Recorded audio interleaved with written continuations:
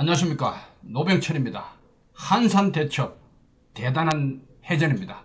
놀라운 해전입니다. 그런데요, 우리가 어떻게 알고 있습니까? 이 한산대첩 하면은 세계 4대 해전 이렇게 자랑스럽게 말하고 있습니다. 그런데요, 세계 4대 해전 아닙니다. 오늘은 한산 용의 출현 영화의 지음에서 몇 가지 중요한 말씀을 드릴까 합니다.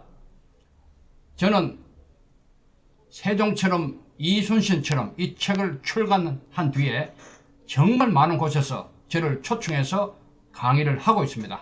수많은 곳에서 세종처럼 이순신처럼 이 제목으로 많은 곳에서 강의를 하고 있습니다. 이게 어딜까요? 네, 부사관학교, 그리고 수많은 기업들, 대학교, 이렇게 군부대, 또 사관학교, 수많은 곳에서 저는 지금 세종처럼 이순신처럼 이 강의를 계속 하고 있습니다. 정말 많은 사람들을 상대로 정말 우리 민족사회에 가장 자랑스러운 세종 그리고 이순신에 대해서 다시 한번 각인을 시키고 얼마나 우리가 대단한 민족인지, 대한민국이 얼마나 자랑스러운지를 많은 사람들과 나누고 있습니다. 가슴이 뜁니다. 강의는 단지 지식만을 전하는 것이 아닙니다. 가슴을 전하는 것입니다. 이렇게 많은 사람들과 함께 다시 한번 이 어려운 시기에 용기를 얻고 어떻게 이 위기를 돌파할 것인가를 같이 고민하고 있습니다. 그 답은 바로 이순신이었어요. 저는 영화 명량을 자문했습니다. 그래서 명량 대첩을 중심으로 많은 강의를 하고 있습니다.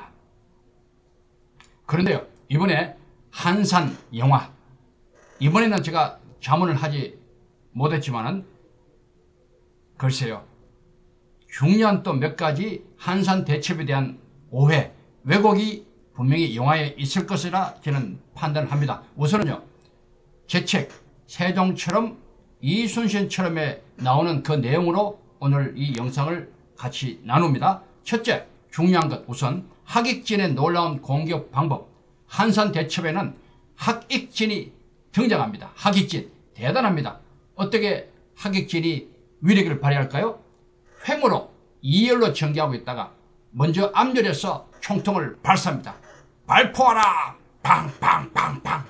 그리고 사격이 끝난 함대는 다시 뒤로 물러가고 뒤에 대기하고 있던 함대가 다시 앞으로 가서 또 발포하라!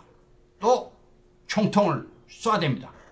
그리고 다시 교대하고 또 쏘고, 이렇게 완전히 학의 형태로 해서 완전 포위를 한 상태에서 계속 쉴 틈 없이 총통을 발사합니다. 엄청난 위력이 있습니다. 이것이 학익진인데요, 정말 놀라운 전법이 아닐 수 없습니다. 중요한 것 제가 말씀을 드립니다. 잘못 알고 있는 한산 대첩, 이게 무슨 얘기인가 하면요, 제 책 내용인데요, 지금 우리가요 한산 대첩 영화에도 물론 그렇게 나올 것 같고요, 그래 나왔을 겁니다, 분명히. 그리고 한산 대첩 현장에 가면은 그림이 그려져 있는데 그것도 굉장히 잘못되어 있다고 저는 봅니다. 어떤 얘기인가 하면요, 보십시오. 우리가 알고 있는 한산 대첩은 우선 이순신이 5, 6척의 우리 배를 와케자케 야스하루가 있는 견내량 위에, 거제대교 위에 일본군이 정박하고 있는 그 장소로 먼저 보낸다고 했어요. 5, 6척을 보내고 주 함대는 한산도 저 밑에 당포 앞에 밑에서 대기하고 있다가 5, 6척이 견내량 위에서 일본군과 막 싸웁니다. 거의 30분 정도 함포 사격하면서 싸우고 혼란시키고 난 뒤에 뒤로 도망가서 와케자케 야스하루의 함대를 전부 다 유인을 해서 계속 5, 6척이 몰고 계속 뒤로 빠지면서 드디어 한산도 앞에, 그 넓은 바다 앞에서 일본군이 쫙 들어올 때 우리 이순신의 본대가 양쪽으로 확 펼쳐서 하객진으로 일본 수군을 전멸시킨다는 것이 지금까지 알고 있는 한산 대첩입니다. 그림도 그렇게 나와 있죠. 아마 영화도 그렇게 될 겁니다. 그런데 이것이 잘못되었습니다. 굉장히 중요한 오류가 있습니다. 제가 분석한 겁니다. 절대로 와키자카 야스하루가요, 조선수군 5, 6척에 의해서 전체 배를 끌고 나오지 않습니다. 와키자카도 용인 전투에서 1600명으로 우리 관군 5만 명 이상을 와해시켰던 기습전의 명수입니다. 대단한 장군입니다. 그래서 도요토미 히데요시가 총애했던 최고의 명장이거든요. 물론 그 당시 상황에서 뭐 공명심, 수군들이, 일본 수군들이 같이 합세해가지고 이렇게 전체가 모여서 조선수군을 공격하자 이렇게 약속은 되어 있지만은 공명심 때문에 또 5, 6척에 의해서 자극을 받으니까 예이 하면서 그냥 단독으로 뛰어나왔다. 그래서 이순신은 덫에 걸렸다. 이렇게 통상 얘기하는데 그렇지 않아요. 와키자카가 뭐 보통 사람입니까? 절대로 그렇게 무방하게 하지 않습니다. 그래서 5, 6척에 의해서 유인받아 나오지 않고 보십시오. 제가 재분석한 것. 이순신의 본대도 올라갑니다. 해관도까지 올라간 그것을 제가 볼게 요 위치입니다.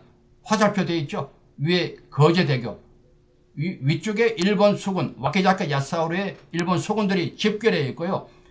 본대도, 이순신의 본대도 해관도까지 올라가서 이 견대량에서 볼 수 있도록 대충 이렇게 진영을 짭니다. 그리고 5, 6척이 쭉 올라가 있어요. 여기서 위에서 싸우다가 이렇게 유인을 합니다. 실제로 유인은 맞아요. 쭉 유인해서 쭉 내려올 때 와키자카가 뭐를 보느냐, 본대를 보는 거예요. 본대. 5, 6척을 보면서 끝까지 본대를 전체 따라오지 않고, 아, 역시 이순신의 그 본대가 앞에 있구나. 그 본대를 보면서 전체가 빠져나온다는 것이 제 생각이거든요. 그것이 또 맞습니다. 자, 보십시오. 그래서 본대가 보이자마자 와키자카 야스하루가 전체를 끌고 쫙 빠져나옵니다. 그리고요, 이 내용이 어디서 또 나오느냐, 이 근거가 있어요. 징비록에. 징비록에 그 내용이 또 나옵니다. 이순신은 판옥선 40척을 거느리고, 사실은 더 많지만은 이 어깨와 함께 거제로 나와 원균의 군사와 합시하였다. 그리고 이렇게 말합니다. 이곳은 바다가 좁고 물이 얕아서 마음대로 돌아다니기 어려우니 거짓으로 물러가는 척하며 적을 유인하여 넓은 바다로 나가 싸우는 것이 좋겠습니다 하니, 원균은 분함을 못 이기고 바로 앞으로 나가 싸우려고 하였다. 이순신은 다시 말하였다. 공은 병법을 모릅니다. 그래요. 그렇게 하다가는 반드시 패하고 맙니다. 이순신이 드디어 깃발을 흔들며 배들을 지휘해 물러나니, 이거 보십시오. 깃발을 흔들며 배들을 지휘해 물러나니 왜적들은 크게 기뻐하며 앞을 다투어 따라 나왔다. 이해가 되죠? 이순신의 본대를 본 거예요. 해관도까지 쭉 올라갔던 이순신의 본대를 보고 따라 나온 거예요. 그 내용입니다. 그리고 쭉 내려오다가 드디어 너른 바다로 나오는 순간 이순신이 북소리를 한번 울리자 모든 배가 일제히 뱃머리를 돌리고 열을 지어 벌렸었다. 하객진, 이렇게 형성되는 거예요. 이해가 되시죠? 저는 이것이 맞다고 보는 거예요. 이것이 맞아요. 우리가 잘못 알고 있는 한산대첩 고쳐야 됩니다. 자, 원균 성질 급하죠. 바로 그 해관도 그 위에서 바로 싸우자. 그러니까 이순신은 이 견대량이 너무 좁으니까 안 된다. 뒤로 물러가서 싸우자. 이렇게 한 거예요. 이해가 되시죠? 그런 내용을 제가 이 책에, 제 책에 넣어놨어요. 잘 보시기 바라고요. 자, 견대량이고 한산대첩 위치입니다. 물론 이 위치도 뭐 학자에 따라서는 약간 변동도 있어요. 저는 뭐 대략 이 위치로 보고 있어요. 타당한 위치입니다. 자, 이렇게 해서 한산대첩은 놀라운 해전의 진면목을 보여주고 있습니다. 최고의 해전이죠. 자, 여기서 또 제가 중요한 거, 오늘 영상의 제목처럼 한산대첩은 한산도 대첩이죠. 네, 한산도 대첩은 세계 4대 해전이 아니다. 우리가 흔히들 그러잖아요. 자랑스럽게 한산도 대첩 세계 4대 해전, 이렇게 말하는 데가 없어요. 사실은 어느 나라도, 제가 미국에 있었잖아요. 미국 지휘참모대학, 전 세계 90개 나라의 고급 장교가 공부하는 곳, 제가 교환 교수로 가서 이들을 3년간 같이 접하고 또 이순신을 소개하고 가르쳤잖아요. 세계 4대전 이순신 몰라요. 이순신 자체도 모르고, 사실은 4대 해전 누가 그렇게 말을 지어냈어요? 미국에서도 그렇게 안 가르쳐요. 실제로 선진국에서는요, 사라미스 해전, 깔레 해전, 레판토 해전, 트라팔가르 해전, 이것을 중요한 해전으로만 다룹니다.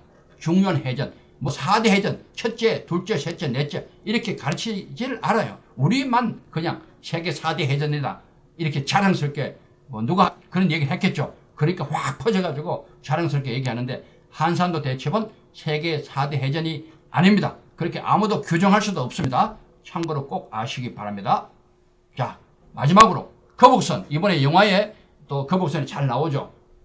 이게 머리가, 용머리가 이렇게 솟아와 있는 건 잘못된 겁니다. 실제로 여러 가지 이 거북선에 대한 고정이 많고요, 또 말이 많아요. 정확한 거북선의 모양은 아직도 사실 모릅니다. 실제로 결론은 그거지만은, 대체로 볼 때 용머리가 이렇게 툭 튀어나오지 않아요. 왜? 포를 쏘아야 되기 때문에 이런 모습으로 포를 쏠 수가 없어요. 그래서 실제로 이 용머리가 중간쯤 가판하고 같은 위치, 가슴 위치 정도 된다고 보면 맞아요. 그리고 상당히 이 포를 넣어야 되기 때문에, 포가 나가야 되기 때문에 이 좀 큽니다. 앞이 좀, 용머리의 입이 좀 크고요. 그리고 대체로 거북선도 2층이 아니라 3층 구조로 이렇게 되어 있는 것이 맞다고 보고요. 영화를 보시면서 한번 보시기 바랍니다. 이렇게 대충 이런 모습. 혹시 여러분께서 제 강의가 필요하시면요, 연락을 주십시오. 한산대첩, 명량대첩, 이순신 리더십, 이 전화번호 또는 이메일로 보내주시면 제가 어지간하면 찾아가겠습니다. 어렵고 힘든 시기, 이순신의 용기, 지혜, 리더십, 또 불굴의 도전 정신으로 같이 이겨나갑시다. 힘을 내십시다. 감사합니다.